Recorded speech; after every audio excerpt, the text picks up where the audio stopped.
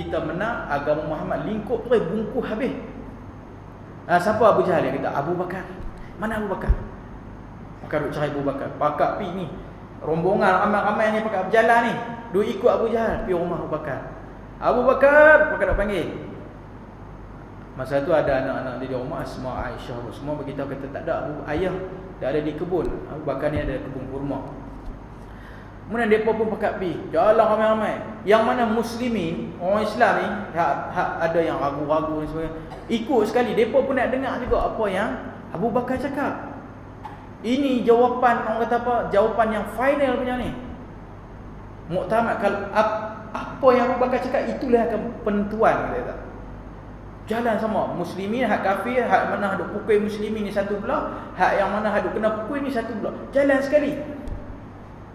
Pergi ke kebun Abu Bakar. Bila sampai ke kebun Abu Bakar, dia panggil Abu Bakar, keluar mai. Abu Bakar pun keluar heran. Macam mana orang Islam ni boleh, sahabat-sahabat Nabi boleh duduk dengan hak mana haduk pukul dia ni? Apa benda yang jadi ni? Pelik. Kemudian Abu Jahal kata, ni Abu Bakar, kawan hang, sahabat hang, ni Muhammad bawa cerita kaut. Cerita apa? Kemudian Abu Jahal pun cerita balik. Dia pun meriwayatkan balik cerita tadi, panjang. Kemudian Abu Bakar tak tahu jawab. Abu Bakar tanya, aina Rasulullah? Di manakah Nabi? Sebab Abu Bakar tahu isu ni bukan biasa-biasa, dan dia tahu, dia sangat tahu sekarang ni Nabi terancam. Nabi berada dalam musibah. Di mana Nabi Muhammad? Kemudian dia berkata, Muhammad ada di Bukit Abi Kubais. Orang tengah kumpul dengan dia. Kemudian dia pun berjalan dengan cepat, dengan kenderaan dia dengan cepat, dan dia menjerit-jerit, Muhammad, dalam keadaan laju. Dan yang lain ni ikut belakang ni. Abu Bakar tak bagi jawapan lagi ni, ikut ramai-ramai belakang ni. Dan keadaan dia pun Abu Bakar ni duk panggil Muhammad supaya dia nak bagi orang kumpul kat dia. Sebab Abu Bakar pun nak orang dengar apa dia nak jawab. Kumpul. Bila jumpa dengan Rasulullah, Abu Bakar ulang balik kisah ni. Ya Muhammad, betulkah kamu ada cerita macam ni? Satu. Masa tu siapa yang tak dengar lagi surat merah ni, mahu dengar. Dapat lagi kisah tu, dapat lagi. Sampailah penentuan. Kemudian Abu Bakar kata, betulkah ya Rasulullah? Soalan Abu Bakar tanya kepada Nabi ni, orang umum ramai semua diam dah ni. Betulkah cerita dia macam tu, wahai Muhammad? Kemudian Muhammad, ya, itulah cerita dia. Kemudian Abu Bakar kata apa? Anda pasti benar. Jawapan Abu Bakar, Anda pasti benar. Bila dia jawab macam tu, Abu Jahal yang tengah happy, dia tengah seronok ni terus habis macam tu lah. Tenggelam kegembiraan dia, seronokkan dia nak jatuh ke agama Muhammad dengan jawapan Abu Bakar tadi, Anda pasti benar. Terus terredam keangkuhan Abu Jahal. Dan masa itu juga ada banyak riwayat yang lain yang ada yang kata, kalau kamu ya Rasulullah cerita lebih lagi pada ini pun aku akan percaya. Apa masalahnya? Selama ni dia cerita dia diutusan daripada langit, sekarang ni dia cerita dia naik ke langit, apa beza dia? Jadi ada riwayat yang lain juga yang jawapan Abu Bakar macam ni. Tak tahu, riwayat yang banyak ni kemungkinan dari segi kajian ni, kemungkinan Abu Bakar jawab banyak jawapan. Abu Bakar kata juga, kalaulah Muhammad, aku berada bersama Muhammad di satu tempat yang mana depan ada tembok yang mana putih terang. Kemudian Muhammad kata, Abu Bakar, itu tembok dia warna hitam. Nescaya aku akan berkata, iya betul itu warna hitam, mata aku yang silap. Sehingga begitu sekali Abu Bakar membenarkan, mensiddiqkan Nabi SAW. Dan tidak terhenti di situ. Abu Bakar kata apa? Bijaknya Abu Bakar, dia tak habis di situ saja. Kata, ya Rasulullah, di kalangan kita ni yang duduk Mekah ni, ada sebahagian dia pernah sampai ke Palestin, mereka dah sampai ke Syam, berniaga di sana. Tentu mula mereka tahu macam mana Masjidil Aqsa. Ya Rasulullah, ceritakanlah bagaimana Masjidil Aqsa. Dan mereka jawab, kalau benar mereka jawab. Tengok bijaknya Abu Bakar. Kemudian dipanggil lah orang Mekah ni yang pernah sampai ke sana, ditanya. Masa itu Allah bukakan hijab Nabi, seakan-akan Nabi boleh melihat Depan mata Nabi, tiangnya ada berapa, jendelanya ada berapa, macam mana, semua Nabi dilihat, Nabi sebut. Dan mereka akan jawab, ya betul, ya betul, memang Masjid Al-Aqsa, ya betul, betul, betul saja. Kemudian Abu Bakar bijak lagi. Abu Bakar kata apa? Muhammad, dalam perjalanan itu ada perasan, diceritakan ada unta yang hilang dan ada rombongan. Nabi kata, ya betul. Di kalangan unta itu di depan sekali, ketua dia unta warna putih, dan unta itu dia ada baluk dekat leher dia warna merah. Dan mereka kalau ikut perjalanan itu 2 hari lagi sampai ke Mekah. Kemudian mereka kata, baik, selepas 2 hari semua pakat dia tunggu ni, nak tengok betul tak betul ni Nabi kata ni. Selepas 2 hari mereka tunggu di pintu, ada pintu gerbang Mekah, panggil pintu Abi Syaibah. Mereka tunggu ramai, yang Islam, yang kafir semua tunggu. Dan masa mereka tunggu tu jugalah, selepas 2 hari sebelum zuhur, tiba-tiba rombongan tu sampai. Bila rombongan tu sampai, mereka tanya, kamu daripada mana ni? Kami daripada Palestin. Betul? Kemudian mereka tanya, semasa perjalanan hampa punya unta hilang tak? Mana tahu.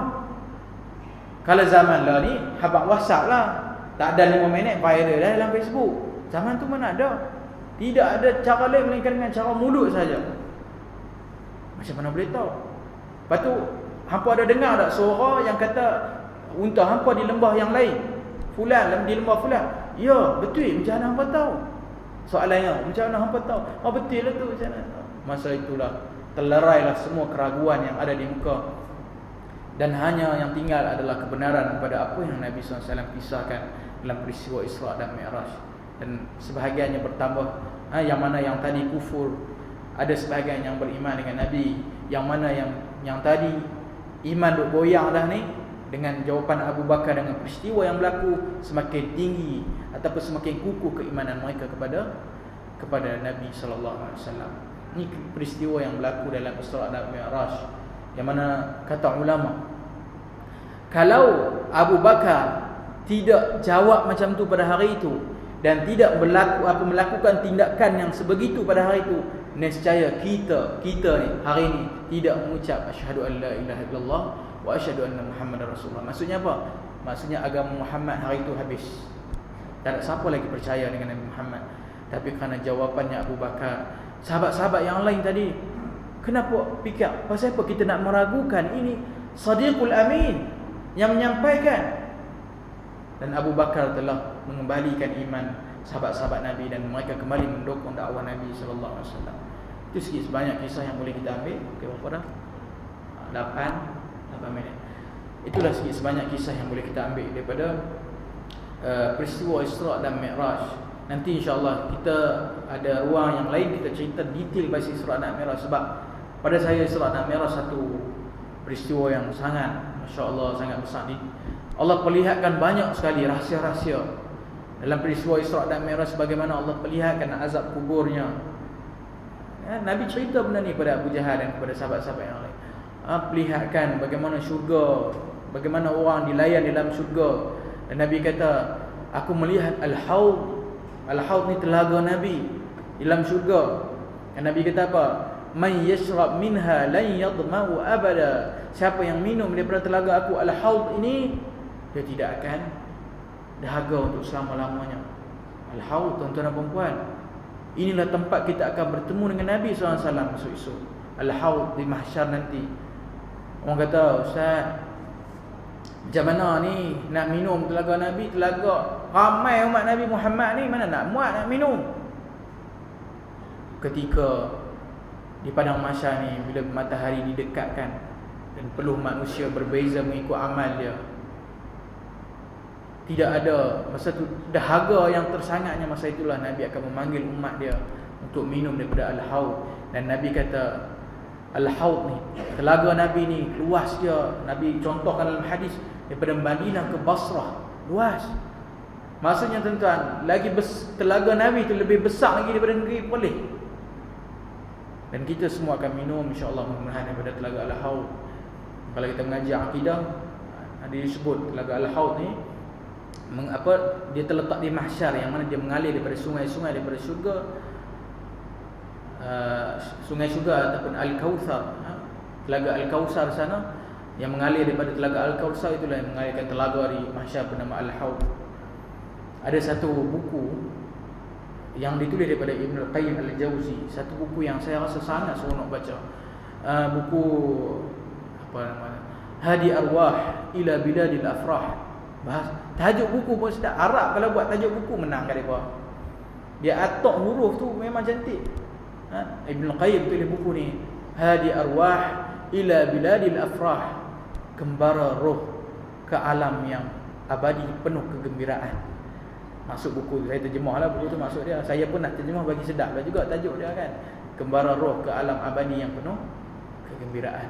Yang mana dalam buku tu Ibn Qayyim Al-Jauzi kumpul semua hadis-hadis yang sahih, cerita pasal syurga yang penuh keindahan, dari segi pintu gerbangnya, dari pergi sungai-sungainya, rutin-rutin harian apa yang dilakukan. Dan subhanallah, bila baca buku tu kita boleh membayangkan, walaupun syurga ini tidak terbayangkan, tapi kita boleh membayangkan bagaimana kehidupan kita kelak di sana.